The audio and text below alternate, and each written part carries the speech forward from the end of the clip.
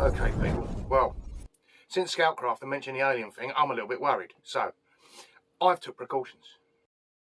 TGIF, alien overlords. You don't scare me. I'm prepared. As long as my balls wobble, I ain't fucking worried about you.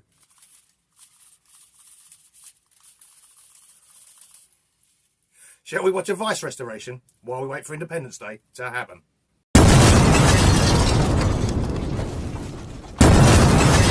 Alright, people. I've gone and bought this today. I won this last night on eBay for just £10. It's a record number 2. It's had black paint, green paint. The strange thing is, it looks reasonably decent. Yet, when you turn it over, it's got the wrong spring in it and the wrong washer in it and definitely the wrong pin. So, shall we have a look at what's going on here? First things first, this is my new green board. I keep forgetting I must put my old green board down. So, we'll have a look.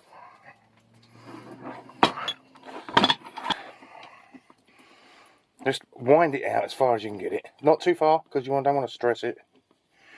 Right, you don't want to stress this bit here. Now this bit here, look, see, the pin's the wrong side of the washer. All I can say to that is, be a fucking idiot.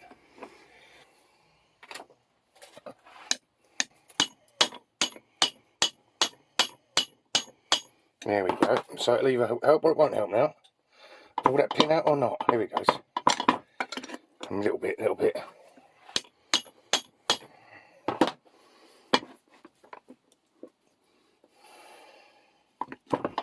It's too far out, cunts. Okay.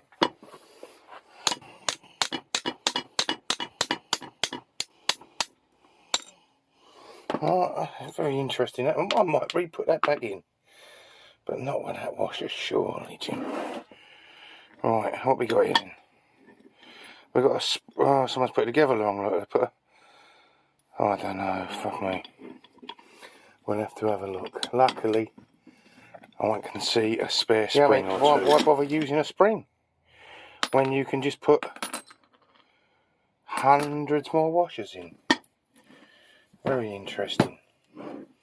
I find it fascinating what some people do. I honestly do. The trouble with record is they've got that little fucking pin there retaining the nut. So I need to find a punch that out.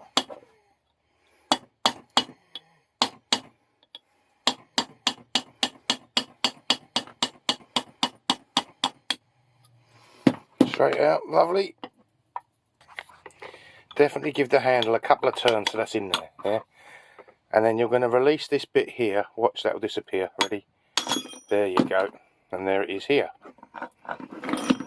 And then just wind it back off. Simple.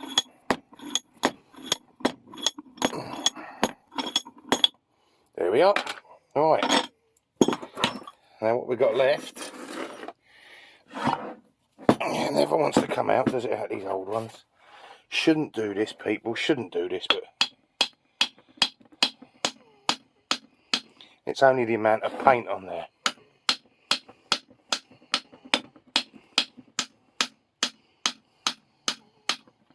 If you want to feel a little bit safer, put a block of wood on before you hit it.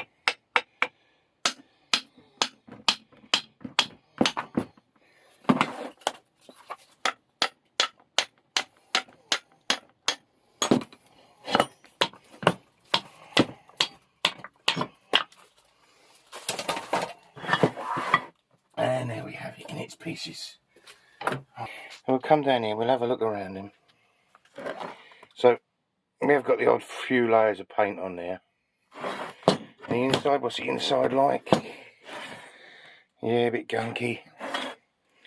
A lot of sawdust in there. And in the back, so yeah, we'll give it a bath, I think. I mixed this up the other day because it was nearly out, so I just topped it up with water. So it's running at about a 1 and 10, this.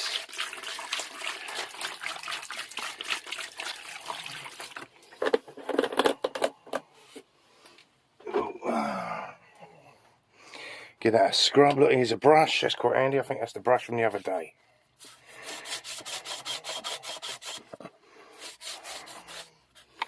Want to get a bit closer? Have a bit closer look.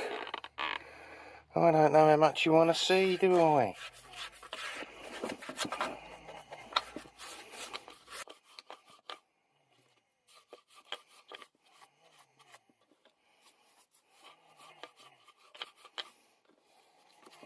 And after its bath, dry it off with a towel.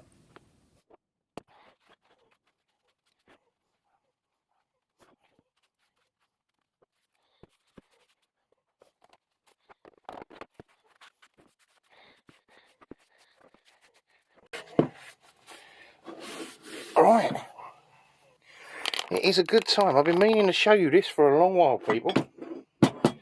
I'm going to show you the difference between certain discs. Because there's a lot of know-it-all fuckers without any videos. I'm going to put the name up of how I bought these, alright? Instead of giving them a name. So, you got that disc there.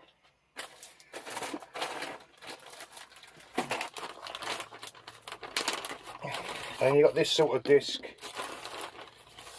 These are 3M discs, alright? We all know about this sort. This is actually a 60 grit. This is a monster. That would chop through the lettering. But anyway, we'll so we got them, yeah. These are actually the small sizes. I bought these for the cordless. But you got these knotted wheels, alright? They chomp through the paint. And then we come down to this, which does get in a lot of the little nooks and crannies. Alright, this is a wire wheel that goes on an angle grinder. Alright, so I'll try and use different ones of these in different videos. Because like this would be used on something about the size of a Record 84 to get in under these edges here, yeah, to get in under those edges, and that will whoop through it. And then you can use that for really fine cleaning. It will shape to the shape, but obviously you'll lose it, so that's the whole disc gone. But yeah, that's about all you need to know for now, really, with those buggers. All right, I'll put links to them down below. But we're going to start off first with a knotted wheel. All right. So we'll go over to the vise and load this up. Now, here's one of the amazing things most people don't know about a grinder. You don't need it on flat out. This is on half speed because it's a variable speed grinder. Alright, this makes your pads last longer, it makes your wire wheels last longer, and it uses less electricity. This disc is perfect for doing this flat surface here on the dynamic jaw. And as I said, this is on half speed. Now, we'll move on to stripping through this paint with the knotted wheel. Again, it's on half speed. We'll turn it up a little bit and you'll see it doesn't actually make much difference. Also, note on something like this, if you're only using half speed, the bristles are not going to fly out and stick in your body and across the workshop. So it's actually much safer. But as you can see, this really eats through this paint. Now, this is brilliant for stripping paint, but then under the surface, you find it's really rough. And sometimes on a vise, you find one half doesn't match the other look. So, for this, we will swap back to the flap wheel, a nice 40 grit.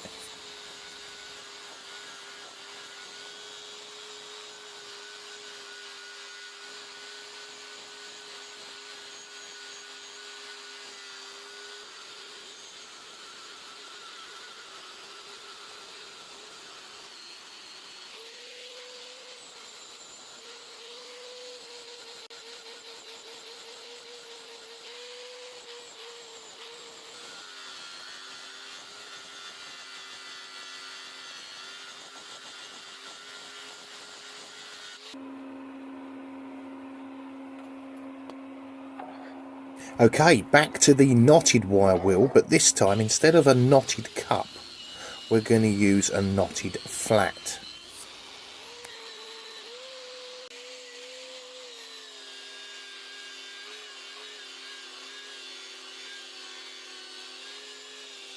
The flat has the bonus, it can be run under little lips and in little angles like this. Look at that, one pass and that is clean. I'll just do this little bit here in real time so you can see how quick and effective it is.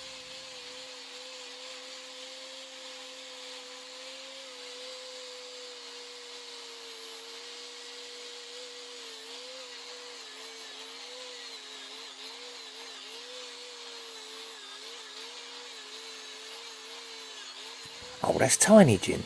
Let's see something really awkward. Oh, alright then. I'll show you something really awkward to clean. How about the side of this bugger?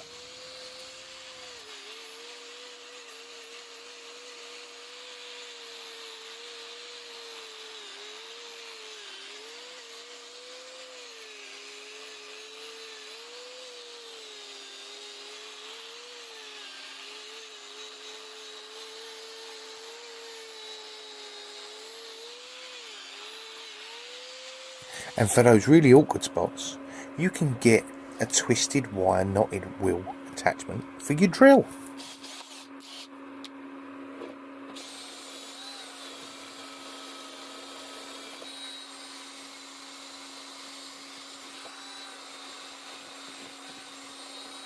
And personally, for the intricate work like around lettering, I like to use just the normal wire brush attachment.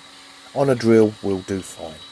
It gets in between every letter and makes it look nice and fresh when you come to painting them up.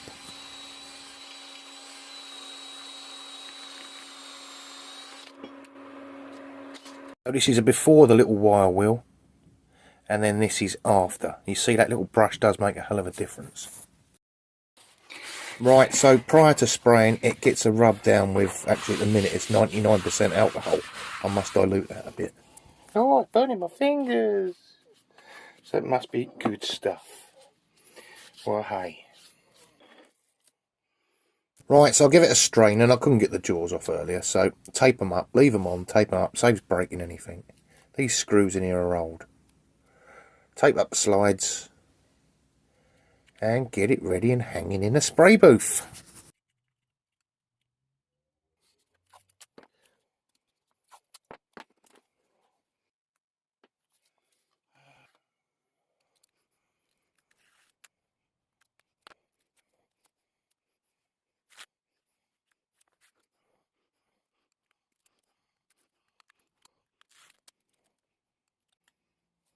Okay, so I'm using this Real Feel textured paint. I'm hoping it gives you like a little grainy feel, like a leather effect, but we'll see.